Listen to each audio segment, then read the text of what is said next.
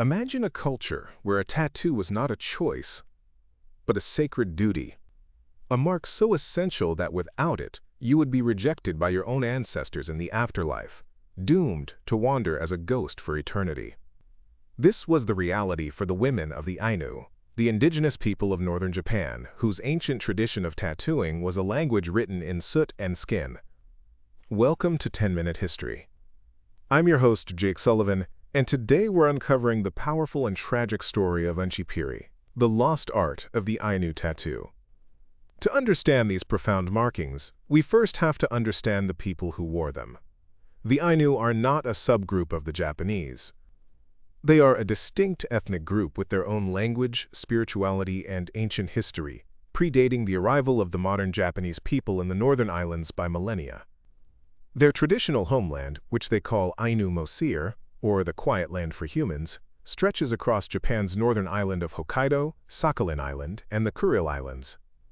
The Ainu worldview is fundamentally animistic. They believe that every single thing in nature, from animals and plants to rivers and fire, possesses a spirit called a Kamuy, which can be thought of as a god or a deity. In their world, a bear is not just a bear, it is the physical disguise of the powerful god of the mountains. Humans and these Kamuy exist in a relationship of mutual respect. The gods provide resources for survival, and in return, humans must show gratitude through rituals. At the heart of the Ainu home was the goddess of the hearth and fire, Ape Fuchi Kamuy. She was the matriarch of the gods, the go-between for all prayers sent from the human world to the divine, and as we'll see, her connection to women was a critical reason behind the tradition of tattooing. But this world was also home to evil spirits, or Kamuy, who brought sickness and misfortune.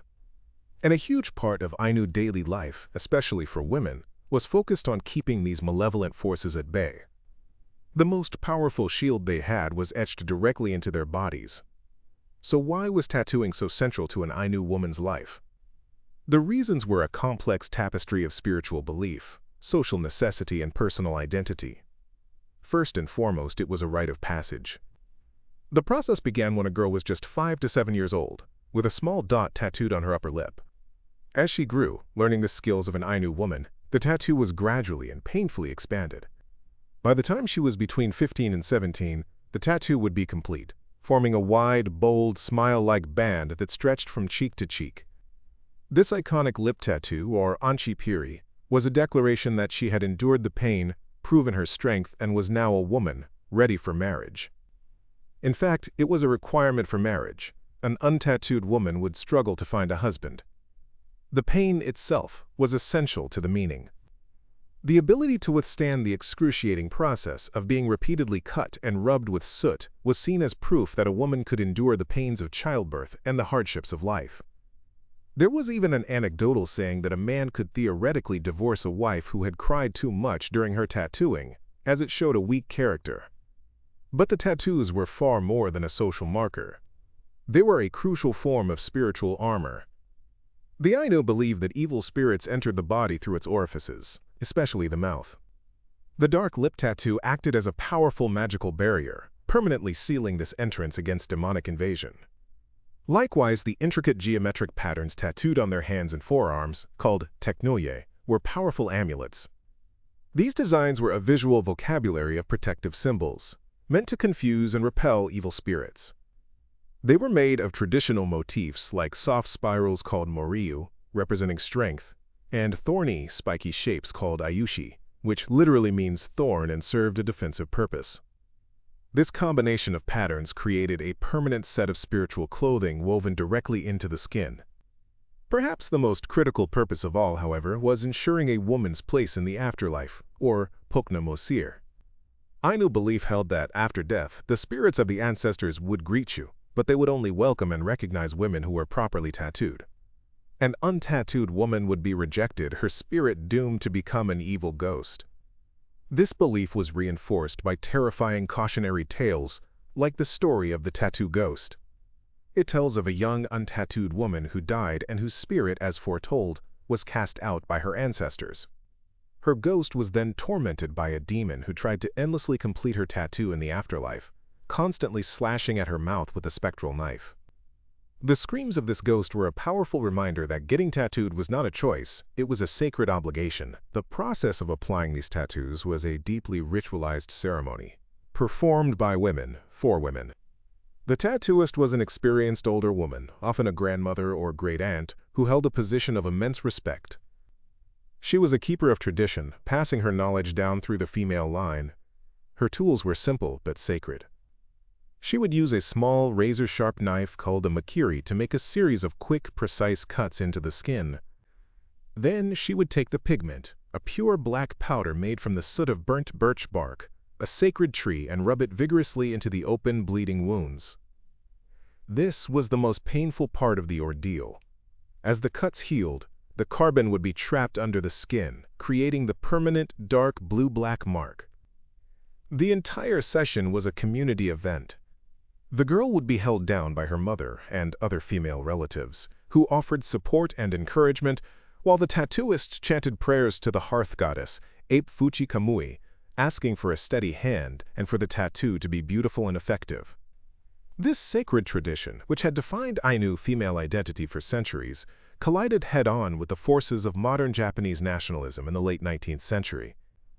The Meiji Restoration of 1868 ushered in an era of frantic modernization. Japan's new leaders were desperate to be seen as a civilized nation on par with the Western powers. Indigenous practices like Ainu tattooing were viewed as a national embarrassment, a barbaric custom that undermined this new modern image. So in 1871, the Japanese government officially and absolutely banned Ainu tattooing. This was not just about appearances. It was a clear assertion of the state's total authority over the Ainu people and their culture. The ban was brutally enforced. Japanese police patrolled Ainu villages, and women caught with fresh tattoos, or tattooists caught in the act, could be arrested or beaten.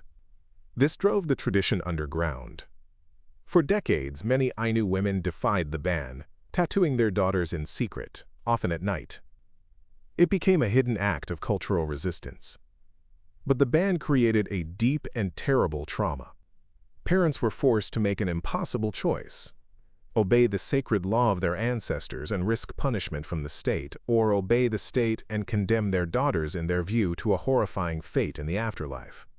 Younger generations, forced into Japanese schools, began to internalize the shame, becoming embarrassed by their tattooed mothers and grandmothers.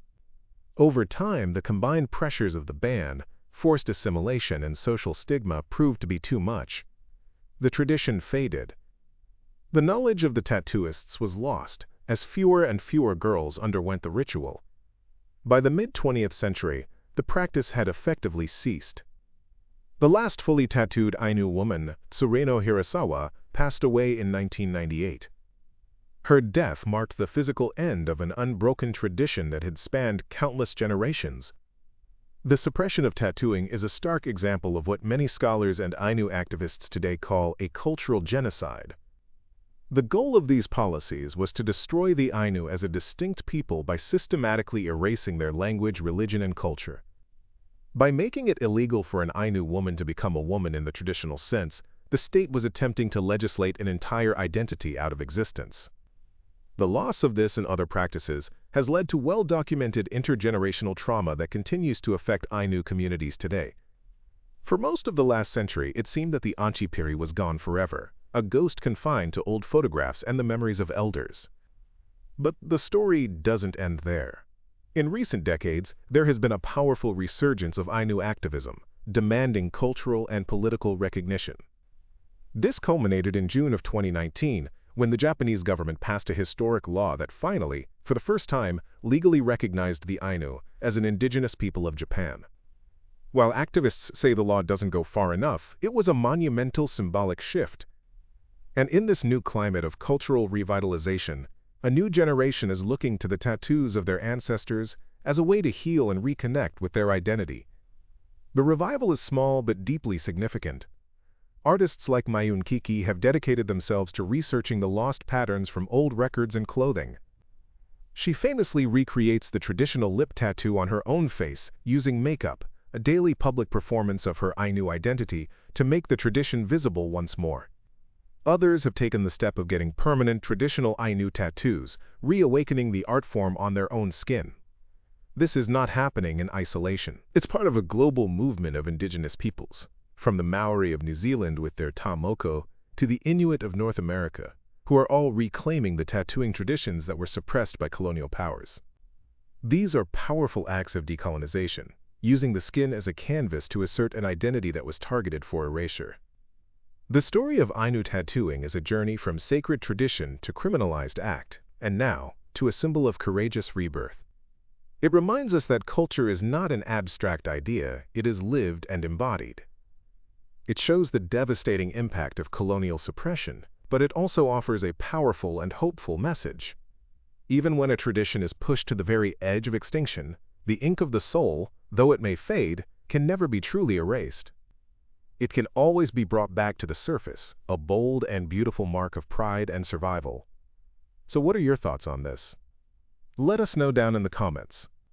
If you found this interesting or learned something new, please give this video a like, and don't forget to subscribe to 10-Minute History for more deep dives. Thanks for listening.